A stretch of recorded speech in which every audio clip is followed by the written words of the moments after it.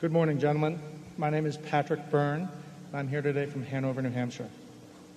I've searched for a couple questions upon which I might get the two of you to disagree.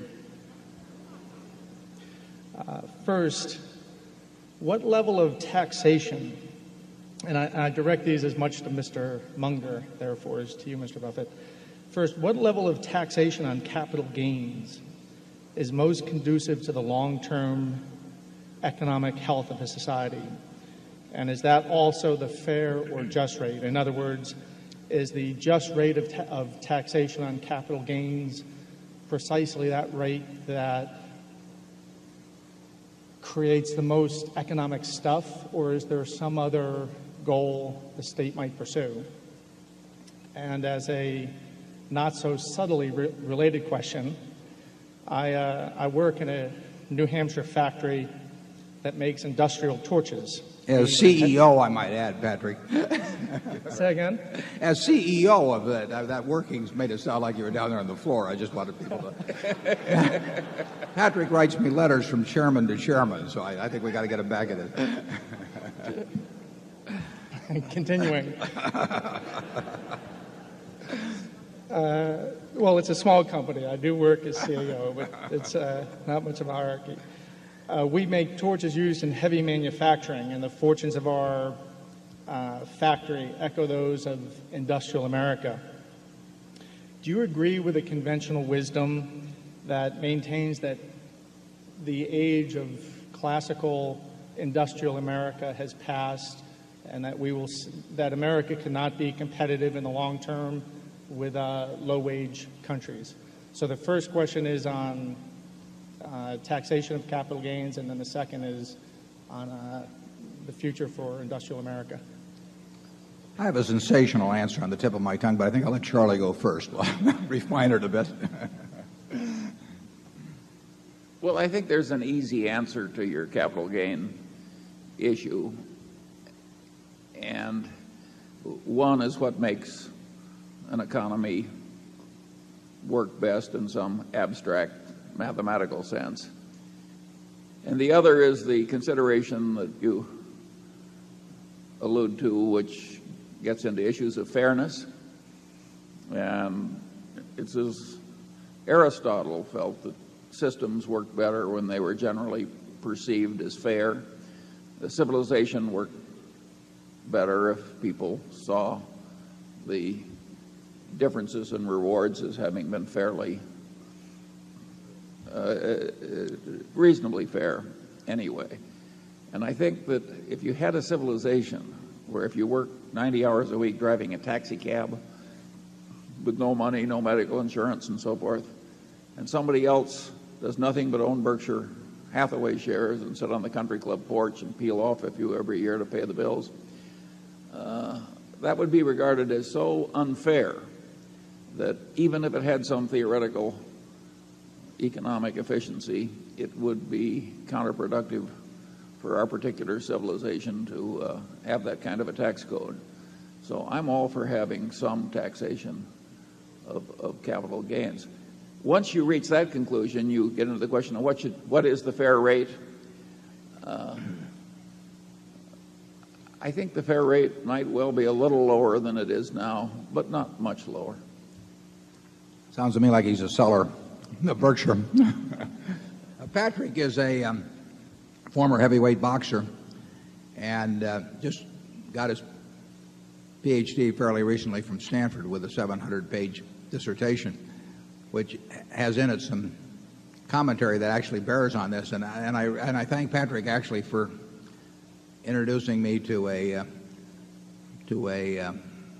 kind of a system of mental construct to attack questions like this. Patrick gave me the example one time, and I think this may go back to John Rawls at Harvard, but he said, just imagine that you were going to be born 24 hours from now, and you had been granted this extraordinary power to determine the rules, the economic rules of the society that you were going to enter. And those rules were going to prevail for your lifetime and your children's lifetime and your grandchildren's lifetime. Now, you've got this ability in this 24-hour period to make this decision as to the structure. But there's, as in most of these genie-type questions, there's one hooker. You don't know whether you're going to be born black or white. You don't know whether you're going to be born male or female. You don't know whether you're going to be born bright or retarded. You don't know whether you're going to be born infirm or able-bodied. You don't know whether you're going to be born in the United States or Afghanistan. In other words, you're going to participate in 24 hours in what I call the ovarian lottery. You know, it's the most important event in which you'll ever participate. You know, it's going to determine way more than what school you go to, how hard you work, all kinds of things. You're going to get one ball drawn out of a barrel that probably contains 5.7 billion balls now. And that's you. Now, what kind of a society are you going to construct with that in prospect? Well, I suspect you would focus on two issues that Patrick mentioned in his question. You would try to figure out a system that is going to produce an abundant amount of goods and where that abundance is going to increase at a rapid rate during your lifetime and your children and your grandchildren, so they can live better than you do in aggregate and the grandchildren can live better. So you'd want some system that turned out what people wanted and needed, and you'd want something that turned them out in increasing quantities for as far as the eye could see. But you would also want a system that while it did that, treated the people that did not win the ovarian lottery in a way that you would want to be treated if you were in their position, because a lot of people don't win the lottery. I mean, Charlie, when we were born, the odds were over 30 to 1 against being born in the United States. You know, just winning that portion of the lottery, enormous plus. We wouldn't be worth a damn in Afghanistan. You know, we'd be giving talks and nobody would be listening. Terrible. Right. That's the worst of all worlds. So we want it that way. We want it partially in the era in which we were born by being born male. You know, partially in the era in which we were born by being born male. You know, and 50% of the talent in the country, and 50% of the talent in the country was excluded from, in a very large part, from virtually all occupations. We won it by being white. You know, no tribute to us. It just happened that way. And we won it in another way by being wired in a certain way, which we had nothing to do with, that happens to enable us to be good at valuing businesses. And you know, is that the greatest talent in the world? No, it just happens to be something that pays off like crazy in this system. Now, when you get through with that, you still want to have a system where the people that are born like Bill Gates or Andy Grove or something get to turn those talents to work in a way that really maximizes those talents. I mean, it would be a crime to have Bill or Andy or people like that or Tom Murphy working in some pedestrian occupation just because you had this great egalitarian instinct.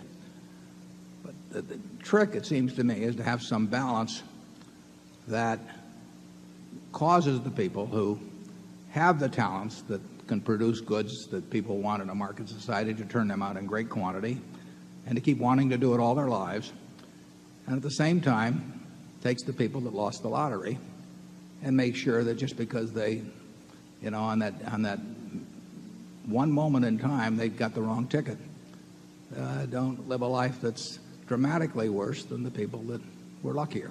And when I get all through with that long speech, I probably come out with the idea that the capital gains tax as it exists today is probably about right. So that's I see very few people, and I've been around a lot of people with money and talent over time. They don't always go together, but I've been around both classes. And I see very few of them that are turned off from using their talents by a 28%. Doesn't happen. I mean, they do what they like to do. And part of the reason they're good at what they do is they like to do it. And I've just never seen it happen. And I've seen a lot of people that pay taxes that are higher than 28% that are contributing more to society by some judgment other than a pure market system.